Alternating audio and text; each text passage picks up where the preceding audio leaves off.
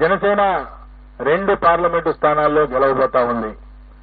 అలాగే అసెంబ్లీ స్థానాల్లో పిఠాపురం నుండి పోటీ చేసినటువంటి జనసేన పార్టీ వ్యవస్థాపక అధ్యక్షులు శ్రీ పవన్ కళ్యాణ్ గారు భారీ మెజార్టీతో గెలవబోతా ఉన్నారు. అలాగే ఆ పార్టీలో మరొక ముఖ్య నాయకుడైనటువంటి శ్రీ నాదెండ్ల మనోహర్ గారు గుంటూరు జిల్లా తెనాలి నుండి గెలవబోతా ఉన్నారు. తర్వాత తెలుగుదేశం పార్టీ విషయానికి వస్తే తెలుగుదేశం పార్టీ అధ్యక్షులు రాష్ట్ర మాజీ ముఖ్యమంత్రి నారా చంద్రబాబు నాయుడు గారు కుప్పం నియోజకవర్గం నుండి భారీ మెజార్టీతో గెలవబోతా ఉన్నారు. అలాగే వారి తనయుడు మాజీ మంత్రి శ్రీ నారా లోకేష్ మంగళగిరి నుండి గెలవబోతా ఉన్నారు. అలాగే శ్రీ నందమూరి బాలకృష్ణ గారు హిందూపురం నియోజకవర్గం నుండి మంచి మెజారిటీతో గెలవబోతా ఉన్నారు. ఈ విధంగా ప్రతిపక్ష పార్టీలకు సంబంధించి ముఖ్య నాయకుల విషయాన్ని చూసుకున్న తర్వాత ఆంధ్రప్రదేశ్ అధికారంలో ఉన్నటువంటి వైఎస్ఆర్ కాంగ్రెస్ పార్టీ యొక్క మంత్రివర్గంలో అనేక మంది మంత్రివర్గ సభ్యులు తీవ్రమైనటువంటి పోటీ ఎదుర్కొంటున్నారు. కొద్దిమంది ఓటమి చవిచూడబోతా ఉన్నారు. ఇందులో ముఖ్యంగా మనం ఆంధ్రప్రదేశ్ ముఖ్యమంత్రి శ్రీ వైఎస్ జగన్మోహన్ రెడ్డి గారు పులివెందుల అసెంబ్లీ నియోజకవర్గం నుండి భారీ మెజార్టీతో గెలవబోతా ఉన్నారు. అలాగే సిదిరి అప్పలరాజు గారు ప్రస్తుత మంత్రి పలాస నుండి ఓటమి చవిచూడబోతా ఉన్నారు.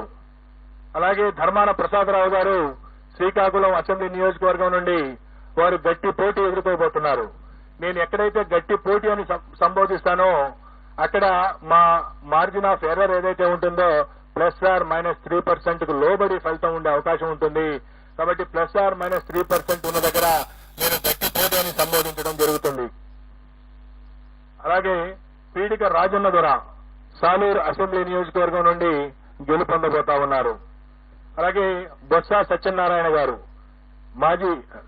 ప్రస్తుత మంత్రి మాజీ పిసిసి అధ్యక్షులు చీపురుపల్లి అసెంబ్లీ నియోజకవర్గం నుండి మంచి మెజారిటీతో గెలుపొందబోతా ఉన్నారు. అలాగే గుడివాడ అమర్నాథ్ గారు రాష్ట్ర ఐటీ శాఖ మంత్రులు గుడివాడ అమర్నాథ్ గారు గతంలో అనకాపల్లి నుండి ప్రాతినిధ్యం వహించారు. ప్రస్తుతం గాజువాక నుండి పోటీ చేస్తున్నారు. వారు ఓటమి చవిచూడబోతా ఉన్నారు. అలాగే పినిపే విశ్వరూప్ గారు వారు అమలాపురం శాసనసభ నుండి పోటీ చేస్తున్నారు. వారు గెలవబోతా ఉన్నారు. అలాగే కారుమూరి నాగేశ్వరరావు గారు వారు తణుకు నుండి ప్రాతినిధ్యం వహిస్తా ఉన్నారు. వారు రాష్ట్ర మంత్రి. వారు ఓటమి చవిచూడబోతా ఉన్నారు. అలాగే చెల్లిపోయిన వేణుగోపాల్ గారు రాజమండ్రి రూరల్ నుండి ప్రాతినిధ్యం వహిస్తా ఉన్నారు. మంత్రి. వారు కూడా ఓటమి చవిచూడబోతా ఉన్నారు. దాడిశెట్టి రాజా వారు తుని అసెంబ్లీ నియోజకవర్గం నుండి ప్రాతినిధ్యం వహిస్తా ఉన్నారు. వారు గెలవబోతా ఉన్నారు. అలాగే కొట్టు సత్యనారాయణ రాష్ట్ర దేవాదాయ ధర్మాదాయ శాఖ మంత్రులు వారు తాడేపల్లిగూడెం నుండి వారు పోటీ చేసి ఉన్నారు. వారు ఓటమి చవిచూడబోతా ఉన్నారు. అలాగే శ్రీమతి తానేటి వనిత ప్రస్తుత ఆంధ్రప్రదేశ్ యొక్క హోంశాఖ మంత్రులు వారు గోపాలపురం నుండి గెలవబోతా ఉన్నారు స్వల్ప ఆధిక్యతతో. అలాగే జోగి రమేష్ గారు ప్రస్తుత రాష్ట్ర మంత్రి. వారు పెనమలూరు నియోజకవర్గం నుండి గతంలో పెడన నియోజకవర్గం నుండి శాసనసభ్యులుగా ఉన్నారు. ఈ ఎన్నికల కోసం పెనమలూరు నుండి పోటీ చేశారు. వారు గట్టి పోటీ ఎదుర్కొనబోతా ఉన్నారు. అలాగే అంబటి రాంబాబు గారు గుంటూరు జిల్లా ఇప్పటి పల్నాడు జిల్లా సత్తెనపల్లి నియోజకవర్గం నుండి ప్రాతినిధ్యం వహిస్తున్నారు. రాష్ట్ర జలవనరుల శాఖ మంత్రులు. వారు గట్టి పోటీ ఎదుర్కొనబోతా ఉన్నారు. అలాగే శ్రీమతి విడుదల రజని గతంలో చిలకలూరుపేట నియోజకవర్గం నుండి ప్రాతినిధ్యం వహించారు. ప్రస్తుతం గుంటూరు పశ్చిమ నియోజకవర్గం నుండి పోటీ చేస్తున్నారు. వారు గట్టి పోటీ ఎదుర్కొంటున్నారు. స్వల్ప తేడాతో ఓటమి చవిచూసే అవకాశం ఉంది. శ్రీ మేరుగ నాగార్జున గారు గతంలో గుంటూరు జిల్లా వేమూరు నియోజకవర్గం నుండి ప్రాతినిధ్యం వహించారు. ప్రస్తుతం ప్రకాశం జిల్లా సంతనూతలపాడు నుండి పోటీ చేస్తున్నారు. వారు గట్టి పోటీ ఎదుర్కొంటున్నారు. వారు స్వల్ప ఆధిక్యతతో గెలిచేటువంటి అవకాశం ఉంది. అలాగే ఆదిమూలపు సురేష్ గారు గతంలో విద్యాశాఖ మంత్రిగా పట్టణాభివృద్ధి శాఖ మంత్రిగా పనిచేస్తున్నారు. వారు ప్రస్తుతం కొండేపి అనేటువంటి నియోజకవర్గం నుండి పోటీ చేస్తున్నారు. వారు స్వల్ప ఓట్ల తేడాతో ఓటమి చవిచూసే అవకాశం ఉంది. అలాగే కాకాని గోవర్ధన్ రెడ్డి గారు ప్రస్తుత రాష్ట్ర వ్యవసాయ శాఖ మార్చులు సర్వేపల్లి నుండి పోటీ చేస్తా ఉన్నారు. వారు గెలిచేటువంటి అవకాశం ఉన్నది. అలాగే బుగ్గన రాజేంద్రనాథ్ రెడ్డి గారు ఆర్థిక శాఖ మార్చులు వారు కర్నూలు జిల్లా డోన్ నుండి ప్రాతినిధ్యం వహిస్తా ఉన్నారు. వారు గెలిచే అవకాశం ఉన్నది. అలాగే కె అమ్జద్ బాషా గారు రాష్ట్ర ఉప ముఖ్యమంత్రి కడప అసెంబ్లీ నియోజకవర్గం నుండి పోటీ చేస్తా ఉన్నారు. వారు ఈ ఎన్నికల్లో స్వల్ప ఆధిక్యతతో గెలిచే అవకాశం ఉన్నది. శ్రీ పెద్దిరెడ్డి రామచంద్రారెడ్డి గారు సీనియర్ మంత్రివర్యులు పొంగనూరు అసెంబ్లీ స్థానం నుండి ప్రాతినిధ్యం వహిస్తా ఉన్నారు. వారు ఈ ఎన్నికల్లో భారీ మెజార్టీతో గెలిచేటువంటి అవకాశం ఉన్నది.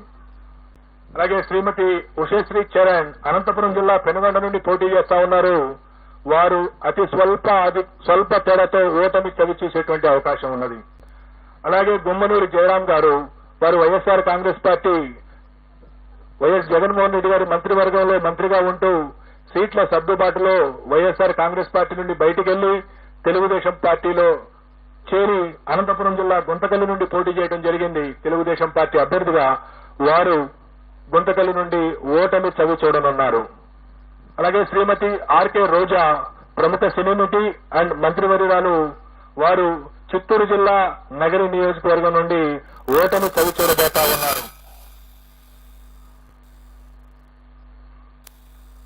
అలాగే మరికొన్ని కీలకమైనటువంటి నియోజకవర్గాల యొక్క ప్రస్తావన కూడా చేయాలి. అచ్చెన్నాయుడు గారు తెలుగుదేశం పార్టీ యొక్క రాష్ట్ర అధ్యక్షులు, ఆంధ్రప్రదేశ్ అధ్యక్షులు, వారు టెక్కలి నియోజకవర్గం నుండి స్వల్ప ఆధిక్యతతో విజయం సాధించబోతా ఉన్నారు.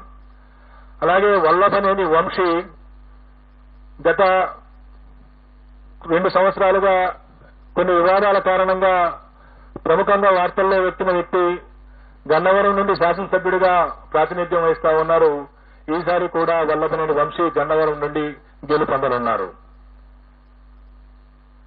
అలాగే తమ్మినేని సీతారాం గారు ఆముదాల వలస నుండి ప్రాతినిధ్యం వహిస్తా ఉన్నారు. వారు ఆంధ్రప్రదేశ్ శాసనసభ స్పీకర్ గా ఉన్నారు. వారు కొద్ది ఓట్ల తేడాతో ఓటమి చవి చూసేటువంటి అవకాశం ఉన్నది. అలాగే రఘురామకృష్ణరాజు గారు, కనుమూరి రఘురామకృష్ణరాజు గారు ప్రస్తుతం నర్సాపురం నుండి ఎంపీగా ఉంటూ ఇటీవల తెలుగుదేశం పార్టీలో చేరి ఉండి నుండి శాసనసభకు పోటీ చేయడం జరిగింది. వారు ఉండి నుండి గెలుపొందబోతా ఉన్నారు.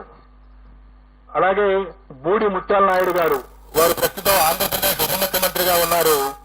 వారు అనకాపల్లి నుండి గతంలో వారు మాడుగుల నుండి శాసనసభ్యులుగా ఉన్నారు. ఈ ఎన్నికల్లో అనకాపల్లి నుండి పార్లమెంటు సభ్యులుగా పోటీ చేస్తున్నారు. వారు భారతీయ జనతా పార్టీ అభ్యర్థి సీఎం రమేష్ చేతిలో ఓటమి చవిచూడనున్నారు. అలాగే వైఎస్ఆర్ కాంగ్రెస్ పార్టీ యొక్క ముఖ్య నాయకులు శ్రీ విజయసాయి రెడ్డి గారు వారు నెల్లూరు పార్లమెంటు నుండి పోటీ చేయడం జరిగింది. వారు నెల్లూరు పార్లమెంటు నుండి ఓటమి చవిచూడబోతా ఉన్నారు. రాష్ట్రంలో హోరాహోరీ పోటీ జరిగినటువంటి పార్లమెంటులో అమలాపురం పార్లమెంటు, రాజమండ్రి పార్లమెంటు, నర్సరావుపేట పార్లమెంటులో ఫలితం కేవలం 2 లేదా 3% లోబడి ఉండబోతా ఉంది.